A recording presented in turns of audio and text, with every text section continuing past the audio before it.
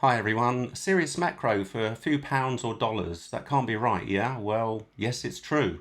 As promised, here is my first of 3 videos on macro photography at really micro prices. This first one is on extension tubes, and you can pick these up for around about the price of 3 or 4 coffees, and that's true, that really is true. And add one of these to one of your legacy lenses. It's a £10 one.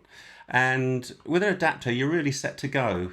By the way, if you have any great legacy macro shots, why not post them on my new Facebook page? And it's made just for this channel, and there's a link in the description below.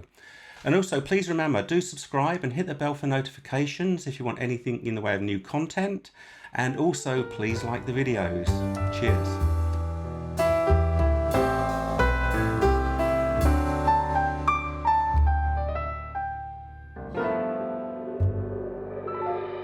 Now here we have a set of 3 M42 screw extension tubes which are purchased only for £10, although I may have had them come free with one of my Russian lenses. I can't remember that far back.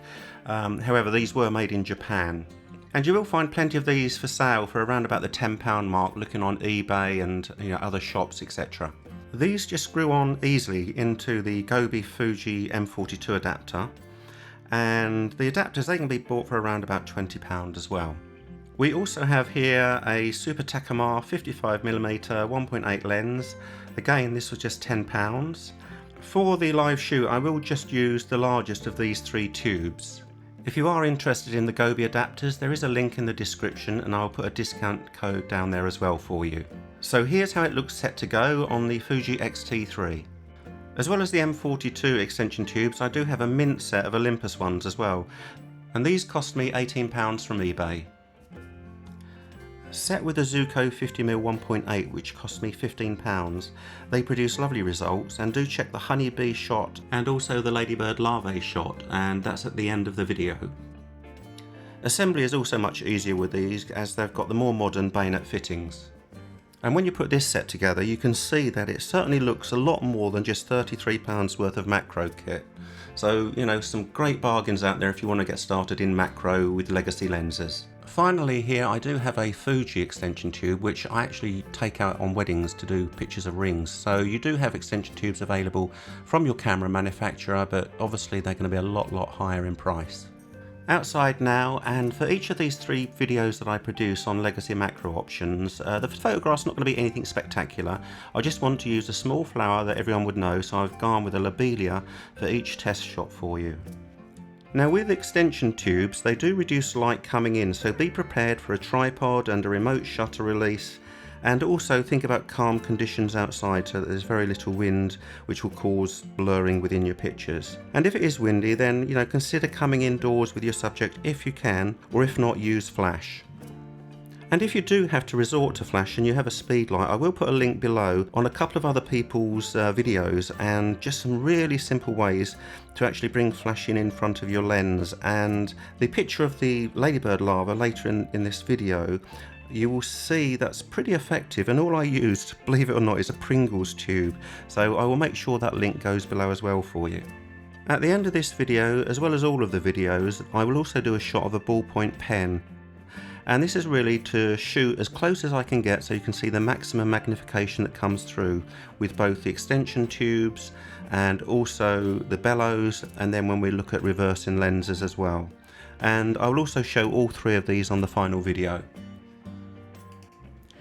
Now here's the final shot. It was shot at 500 ISO at f11 and a shutter speed of a 30th of a second.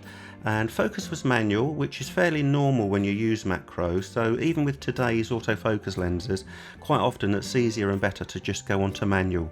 So legacy lenses being manual focus, there's not a lot of difference, of course, apart from the cost. Quality from these old lenses is very good and just needs a little bit of extra sharpening. Some of these lenses may lack a little bit of contrast, so you may need to put some contrast in as well. But when you take a look at the pictures at the end of the video and see the Olympus pictures, you will see a difference. They were extremely good lenses.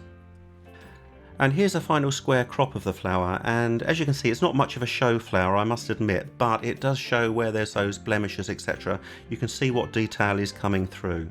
And also don't forget that you can still work with focus stacking if you want to go along those lines, and you know, you have to do it manually, but it's just a case of adjusting where your camera is, and sometimes a focus rack will work much better in manual if you haven't got autofocus stacking on an autofocus modern camera.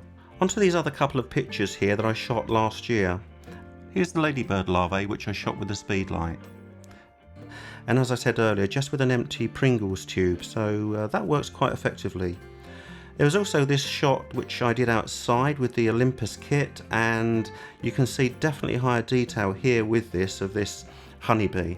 And finally, here is the M42 tubes, all three of them, with a picture of a ballpoint pen, so you can see how close you can get on this and the magnification. So I hope you agree that legacy lenses are a great way to start off in macro, and you may even want to stay with legacy lenses for your macro work when you start seeing what sort of quality to come through. And you may need to experiment with some of the lenses, but once you get something that you're really happy with, why not stay with it?